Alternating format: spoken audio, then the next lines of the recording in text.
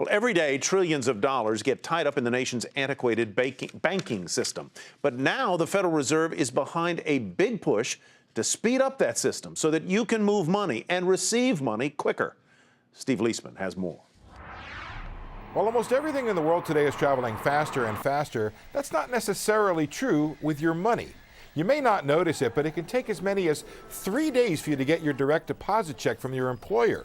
When you make a purchase, retailers can wait just as long before they get paid. Why is money so slow? Well, regulations are a part of it. New regulations require banks to know their customers more than ever. And there's batch processing, where banks process millions of transactions all together rather than one by one, along with an antiquated banking system that's geared towards processing paper checks more than electronic payments. And there are toll takers along the way, where different companies are involved in authorizing payment and guarding against fraud.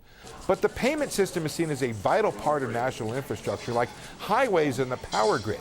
That's why the Federal Reserve is reviewing ways to speed up the flow of money, especially since the U.S. is falling behind other countries like the U.K. and Sweden, which are moving rapidly towards real-time payments. Meanwhile, leading financial companies are rolling out new technologies that could enable people to send money directly to each other and bring down costs dramatically. Among them, PayPal is rocking the world's payment system, and ACI, whose software handles $13 trillion in transactions every day, introduced a new system that could cut out middlemen and also reduce fraud because there would be fewer companies handling transactions. If money makes 3-4 stops on its way to getting completed, that means it has 3 or 4 different locations that can be stolen.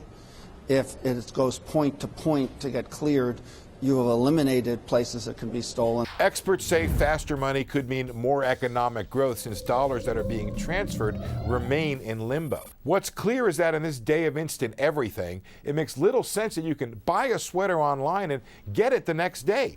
But you can be wearing that sweater for 2 more days before the money shows up in the retailer's bank account. For Nightly Business Report, I'm Steve Leisman.